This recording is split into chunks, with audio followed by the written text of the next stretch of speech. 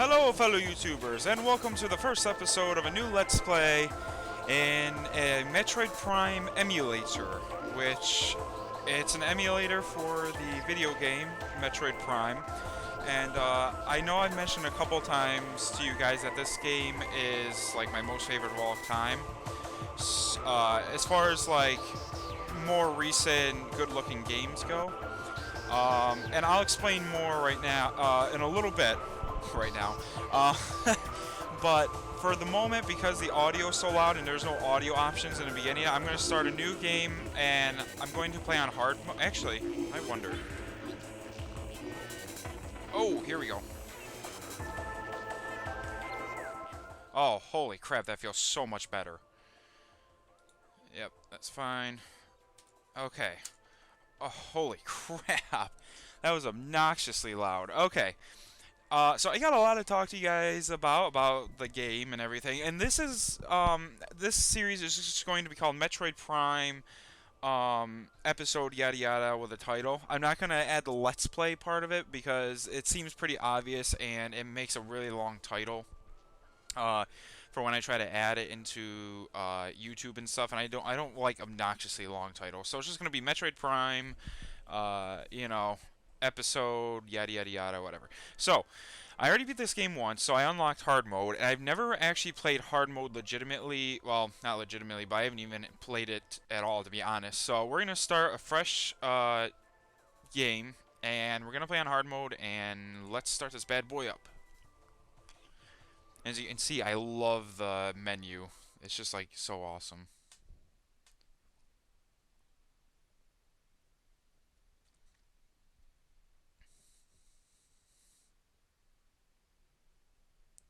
I mean, man, this came out in 2002, and I thought these were like the greatest graphics ever.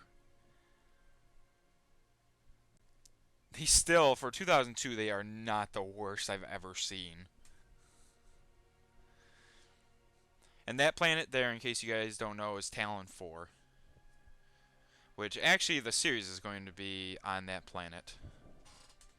And I'm not going to try to spoil anything in the future or anything, but I like to try to just make sure you guys are up to par on understanding what everything is.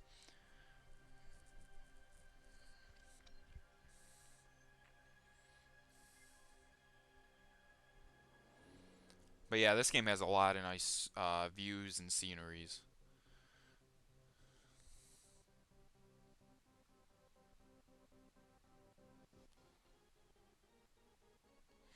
Now, you guys may be noticing that the audio is a little skippy, and that is mainly because it is an emulator. I may, if it gets too bad, I might have to cut it for, turn off the audio. But the music is really nice. I hope it doesn't get too bad, which it is sort of right now. I'm getting about 19 frames a second, which is not the greatest at all. But it is an emulator. It's not the most stable thing in the world. It's not like the full legitimate game. So bear with me if there's some screen lag too. But it shouldn't be too bad for 95% of this Let's Play overall. I've already played it once, and there are some bad ones here there, but overall when you play, there should not be any like terrible screen lag or anything. And this, in case you don't know, is Samus Aran, and that is actually a girl, believe it or not. Most people, when the Metroid series started, they thought it was a robot. Now, this isn't the first one of the this isn't the first episode of the series, or first episode, the first game of the series, but the first series came out in 1986. Whoa, a little bit of lag there. Let's just let it catch up. Okay. So, yeah. Oh, yeah, it's a little laggy. Press and hold. Yep. So, now left bumper for me is my right mouse. Um, it's just I had to change the settings because they were that I got to change that too. The controls are the y axis is inverted, sadly. Hold on, let me change those. Oh, not that. What was it? What was it? Oh, enter. Um, options, controller, Invert. There we go. And actually, I think the audio's off anyways because it was I've played before and I think I had the audio off because it was laggy. So let me just get you guys a little set up. That's the planet Talon 4. This is my ship. I'm never really gonna use it. Just pretty much at the beginning and end of the game is like I basically escape and whatnot. Um, let's see. This is the scan visor. As you can see, there's plenty things to scan. Um, there actually is a really cool like percentage for how much like important stuff you scan. Now, important things are in red, like as in like in order to continue the game, they're in red. Less important things that just tell you more things about the scenery is the orange. So, so you can see it just gives a little description. Um, I'm going. There's text that you can uh, read and stuff. I I'm going to like at least read it to myself at first. But if you guys find that really annoying and you just want to see the action of the game, then please go ahead and just say skip over the lore. They call it lore in this game.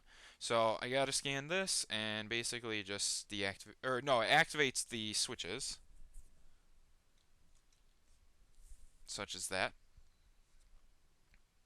And then see, because we did that, you can actually scan it again. Which, again, this doesn't go towards the whole overall percentage of all the scans, but it's, you know, a cool little feature. So, let me just get all these. Oh, there we go. All right, let's get going. So yeah, this game actually, out of all the Metroid series, I think this is like the fifth game, the fourth or fifth game. This level, this is not like a permanent place I'm going to be able to return to very commonly, or actually not at all after this. This is more of just like actually the just introducing you to the game and the mechanics and everything. Um, I've oh man, I've played this game. Oh, I've played it once on the emulator, and I want to say I've played it two or three times on the GameCube.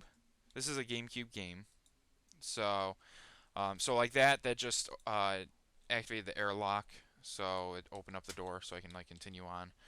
I know there's gonna be a lot of stuff like this. All these door scans say is what the next room is, and that's only gonna happen in while we're in the ship area. But as far as like these got actually creatures are actually very important. Um, actually he's dead. He doesn't technically count. There's a lot of stuff here. This is just basically saying there's Phazon in here, and Phazon is actually very important later on. Where is an enemy?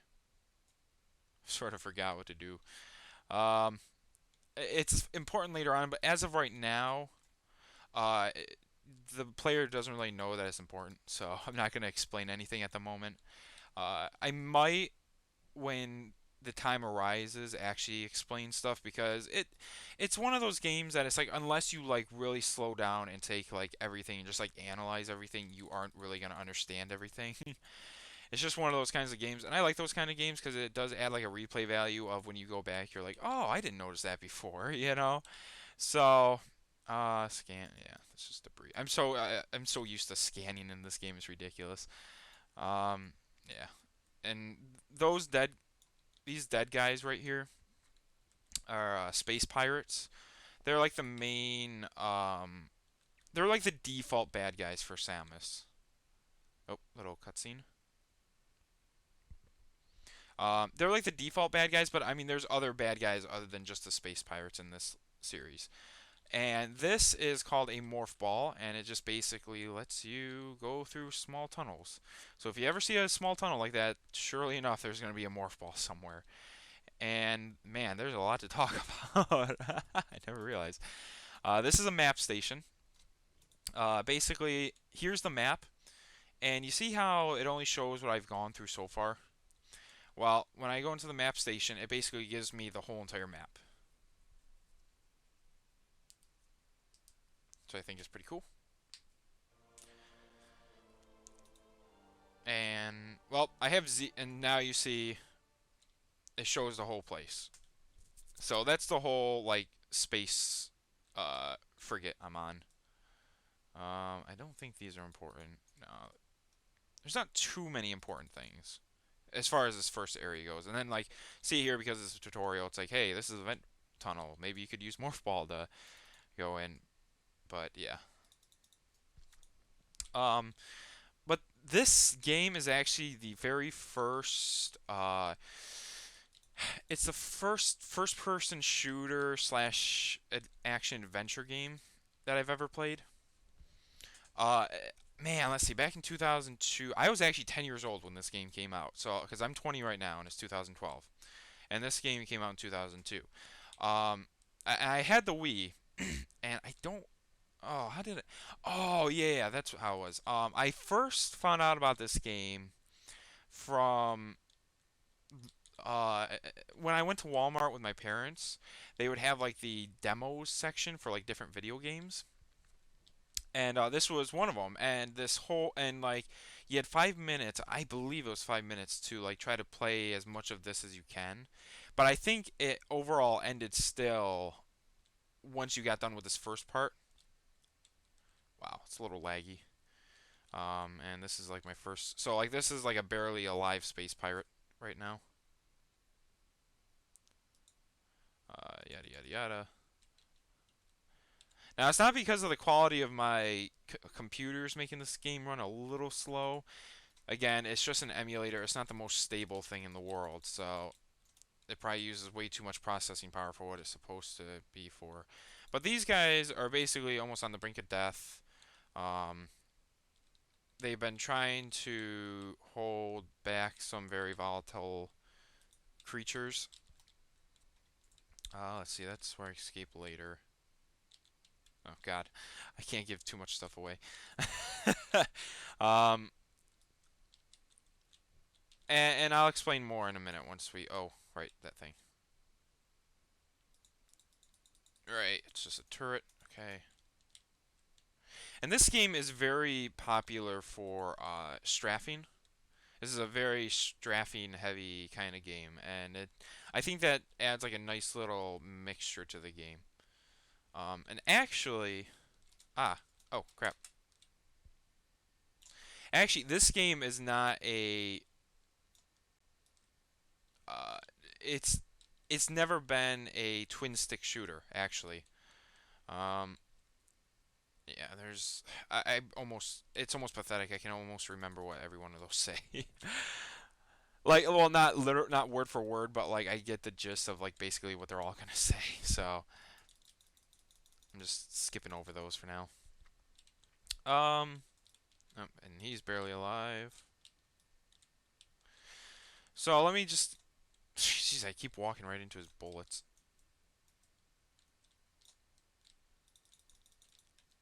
Just fire rocket. There we go. Okay, so about the HUD. The number up above where it says energy is my energy, obviously, how much health I have. If that hits zero, I am dead. And later on, you do get energy tanks, which basically add another 99 energy. So if one tank hits zero, it will go down to the next tank.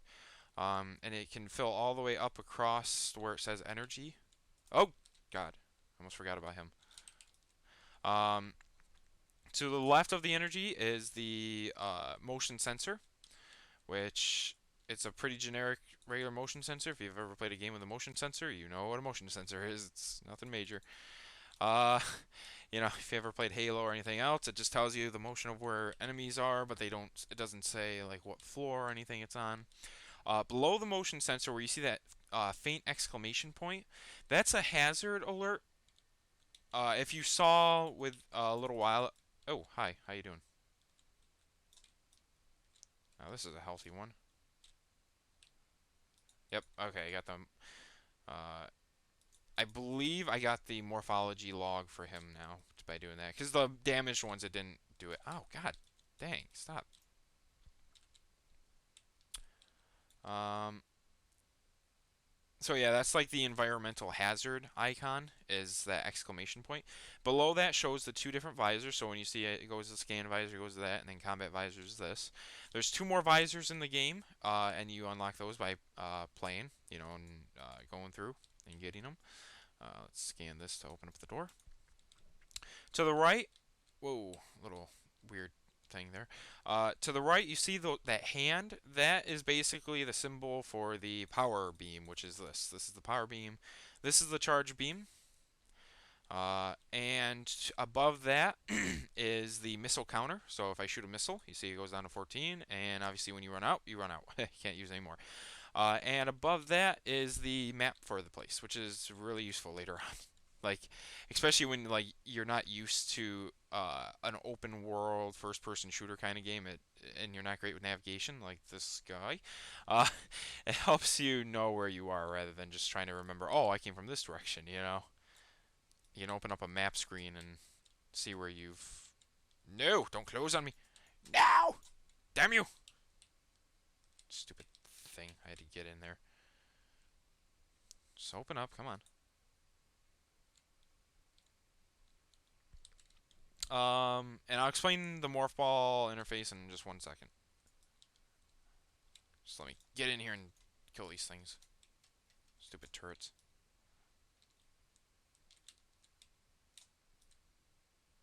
Oh yeah, and inanimate objects have decently wide hitboxes. They weren't too specific on trying to make sure every hole, you know, something could go through. So if you see me guard behind something that is obnoxiously stupid to guard behind, you know the reason. And this is a save point. Save up. And when you save, you get your health completely regenerated, but not your missiles, unless you save at your ship, which is not important at the moment. So behind here is the first boss ever. It is the Parasite Queen. I don't know. No, that's not important. Is this? I don't think. No, that's not important. Okay. Um, so let's open up this and meet our first boss. A little laggy. Of course, I don't think it. Wow, that is slow. Man, I'm actually think I'm glad I didn't add the. Wow, that was. This is so bad. It's ridiculous. There we go. Back to 30 FPS. Cutscene. Here we go.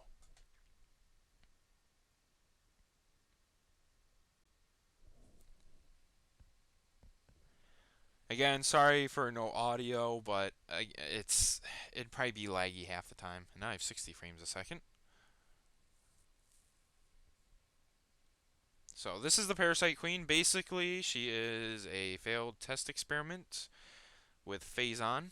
And again, I will not go into what Phazon does anymore, because the whole game is about Phazon. So let's just basically for Samus right now, she basically knows that this is like what caused like the emergency message to show up for her ship, the emergency beacon. Oh boy, I don't like this.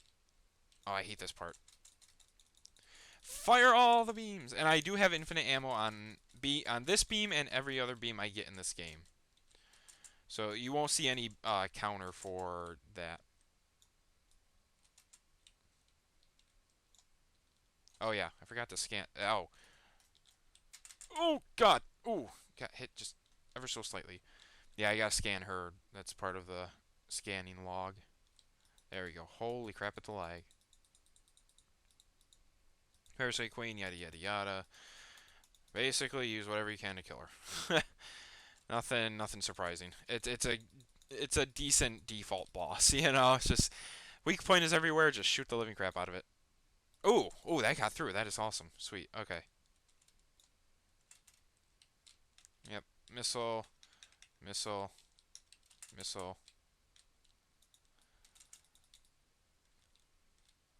So, I mean, for a 2002 game, this I think had pretty decent graphics on it. This definitely was above par. For today, this is probably like slightly below par for what it should be, just because obviously it's much more advanced. But I mean, you can't say this is bad, you know. So we beat her, no big deal. Now, what happened is she falls in the core, and basically the core becomes unstable, and we have to escape. So yeah, and now the music starts for some odd reason. So yes, huge reactor core imminent, yada yada yada. So yeah, down below I got 6 minutes and 50 seconds, which is way more than enough time.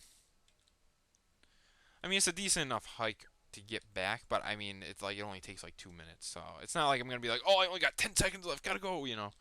So no big deal. Now this is a nice little cheaty thing. It disabled a turret from coming down right there. Ooh, oh yeah, this part. Okay, yeah, this explodes. Yeah, see, everything died. And apparently that space pirate can get a couple shots off. Oh, this one's still alive. And no, he's not.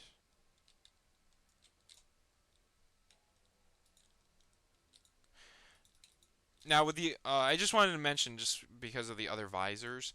I won't say what the visors are, but they're not the if you're not used to it, they may not be the most easily understandable thing. Okay, this is a legitimate okay path. Um, you might need a slight amount of imagination to understand what's going on. But it shouldn't be anything where if you just take a quick second just to think, you can understand what's going on. And I think there's a piston down. No, not this way. There's a piston down. Ow, ow, ow, ow, ow, come on.